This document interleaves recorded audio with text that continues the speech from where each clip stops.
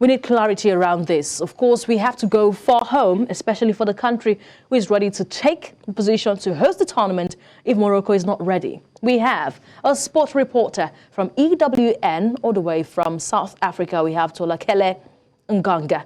Thank you so much, Tholakele, for joining us on the show. We appreciate it. Thank you so much for inviting me.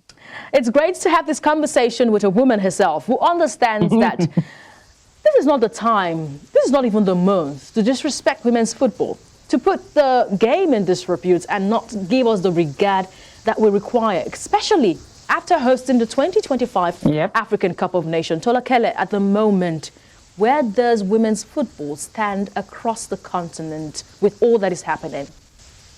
If we're being honest and we're looking at the facts, we can say that women's football is not a priority for CAF. If it's not just related to this tournament and the fact that with 12 days until kickoff, we still don't know whether or not we'll be going ahead. But even the previous tournament, we've had Coach Desiree Ellis speak to us and say the fact that CAF had to postpone it by a year, while men's football can have additional competitions, whether it's in the CAF Champions League, the CAF Confed Cup, and AFCON, they can still find space in their calendar to accommodate those fixtures. But when it comes to women's football, it's always a byproduct. It's always a we'll do it later on, whether it is WAFCON in this instance or it's in fact the Women's Champions League. We need to stop saying that, okay, guys, if this one country is not willing to host it, the fact that we've even gotten to the point where we're 2 weeks away from kickoff, but one country is saying we cannot hold this. CAF should have known, they should have planned and should have been aware where Morocco's position is and should have already started coming up with alternatives. I think for me, the issue when it comes to CAF saying we'll know soon, yesterday the message from the communications manager being that it's 48 hours. How are you counting those 48 hours? It's 48 hours from Wednesday or from Thursday. And also, why is CAF themselves not releasing an official statement to say to media houses around the world, just be aware of this. It is disrespectful to the women's game who are trying very hard to establish themselves as a powerhouse. And also we're saying longer term, we want to make sure that when we're competing in FIFA World Cups, we're doing our best. But how are the teams that are possibly going to qualify for that tournament going to position themselves when they've had less time than their European and South American counterparts to prepare for the competition? All right, prepare for the competition. Tholakele, do walk me through. I need to understand how serious this uncertainty around the 2026 WAFCON is being taken in South Africa. I have been able to feel the pause of the sport minister who says that they're ready to, step in and then host. They're not ready for any country who cannot just meet up with their obligation.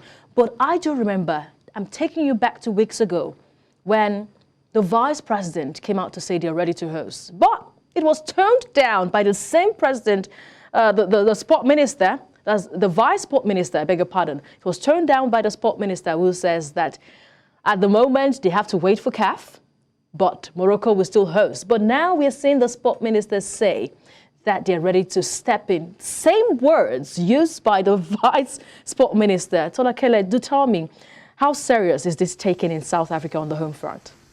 Let me tell you something. Ever since 2010, we're ready to host whatever you guys need us to host, whether it's a World Cup, whether it's a rugby tournament, whatever you guys need us to do, we will be there for it. I think it really is serious for the sports minister because his whole mandate since he's come into the office in terms of Gayton McKenzie is to make sure that South African sports is taken up the next level. We know that Banyana have previously been African champions, and unfortunately, while they were reigning champions, I don't think the country and the government did enough to make sure that the women's game is professionalized, to show it off to South Africans, to say, this is the team that represents your national team colors. So I think that's why so much she's having a push to have us host the tournament. But it's also to show to the CAF president to say, us as South Africa, as your home nation, we are fully behind you. If you have a problem, your home nation will come up with a solution when it comes to this. But I think the biggest problem is Morocco are kind of showing sour tendencies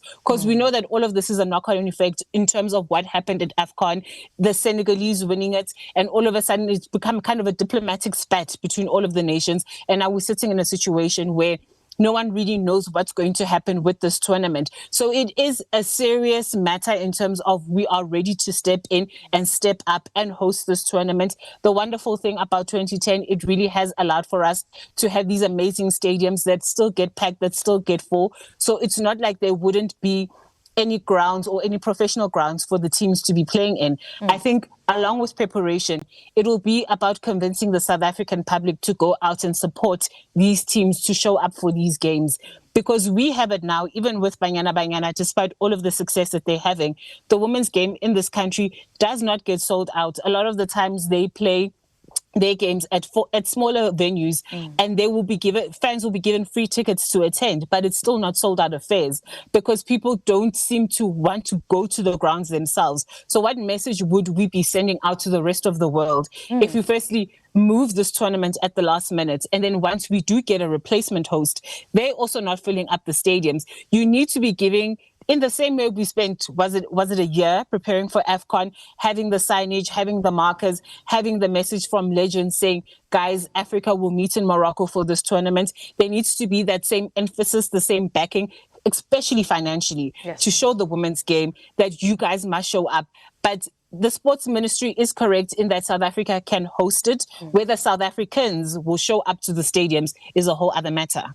Yes, that's another conversation there, because we've always clamored for visibility for women's football. We don't see people coming to the stadium to watch. We don't see the numbers that we expect, and that really limits sponsors from the football matches that we're seeing at the Women's African Cup of Nations. But Tholakele, realistically, it's looking like we're made to suffer. We're being punished by Morocco because Morocco did not win the WAFCON, and it was Senegal who won the WAFCON. So I'm wondering why that is really happening to the women's game. Before we let you go, what impact could these controversies around the WAFCON have on the credibility of CAF and the development of women's football on the continent? I think we've always had an idea, as the rest of Africa, that Morocco are the real power boys or the big names behind the CAF Confederation, and that sometimes they'll place a president, but they make the decisions.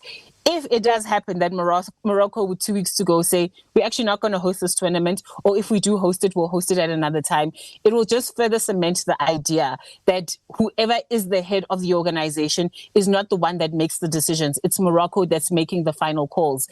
And we understand that Morocco have really invested heavily in terms of their football structure. They did well. The men did well at the World Cup. Of course, they got to the final of AFCON. Their women have also done well in terms of getting to the latter stages of the previous WAFCON. So congratulations to them. But at the end of the day, we cannot be dictated to by another footballing nation in terms of what the continent needs to benefit from. But I also think for South Africa, it's also a lesson to show that this is what happens when for too long you allow yourself to be led by other people. When we look at South African, the women's game especially, for all of the success that Banyana have had, they've reached 6 WAFCON finals, they've won 1 tournament. We still don't have a professional league within South African football ranks.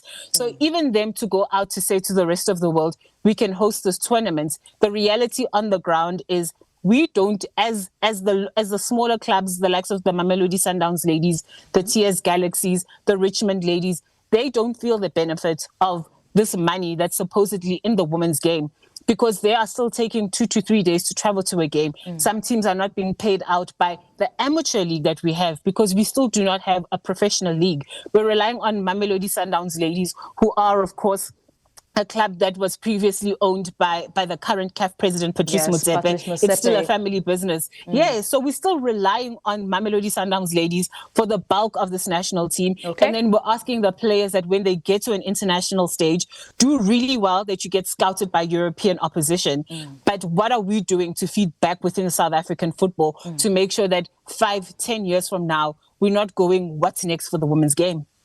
Good question over there. I'm sure that's what they should sit and then have to reflect on. Thank you so much, Tholakele Mnganga. Of course, we would continue to stay on top of the situation, especially when we get the verdict, or maybe CAF's final thoughts concerning the Women's African Cup of Nations after the elapsing of the 48 hours given. Thank you for your thoughts on the show. We appreciate it.